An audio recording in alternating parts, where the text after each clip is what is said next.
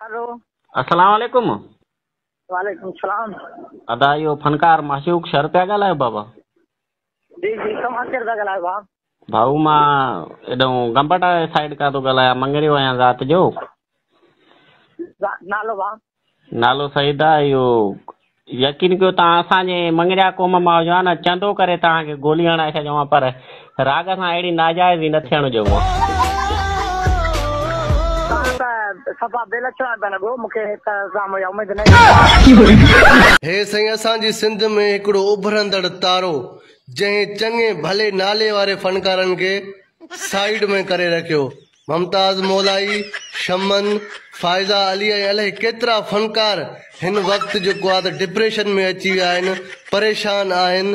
त हे तारो पहिरियां काथे लुकल हुयो जंहिं असांजी रोज़ी रोटी ते लत ॾिनी आहे, ऐं उहे फनकार जल्दी हिन फनकार वटि मेड़ खणी ईंदा त अलाह खे मन इहो पंहिंजो आवाज़ पाण वटि रख ऐं असांजी रोज़ी ते लत न ॾे। हैड़े बंदूक तुंहिंजा ठका, हैड़े बंदूक तुंहिंजा ठका, दुआ कर मूं फ़क़ीर खे वो जानी न त केरु सुञाणींदो तोखे। हा पक पक कंदो पियो आहे, न हणाए बंदूक बंद कर। हुन राग नाहे कयो, हुन त फ़क़ति मोहबत जो इज़हार कयो आहे।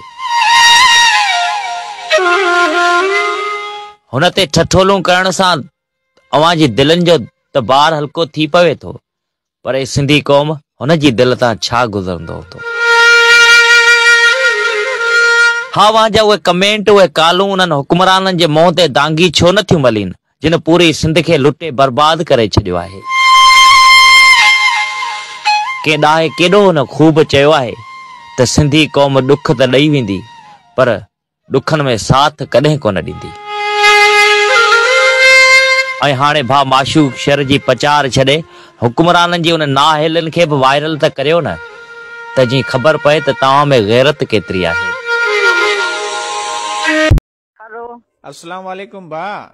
वालेकुम सलाम। फनकार माशूक शर पिया ॻाल्हायो? जी जी तव्हां केरु था ॻाल्हायो भाउ? भाउ मां हेॾां मुबारकपुर जो सहाफ़ी आहियां। नालो भाउ? एहसान मस्तोई नालो आहे। भाउ यकीन कयो, जेकॾहिं असां मस्तोई बिरादरी मां हुजो हा न, त असां त तव्हांखे चंदो करे गोलियूं हणाए माराए छॾियूं आहे। मौसीक़ी खे असुल सफ़ा लॼाए छॾियो अथव। या कयूं बसि वेठा आहियो, न को ॻाइण थो अचे, न को सुर कढण थो अचे। माण्हुनि खे अची तंग कयो अथव। तव्हांजे ॻाइण मां माण्हू ख़ुदकशियुनि ते मजबूर थी विया आहिनि। ही कहिड़ो पिया तव्हां ॻायो?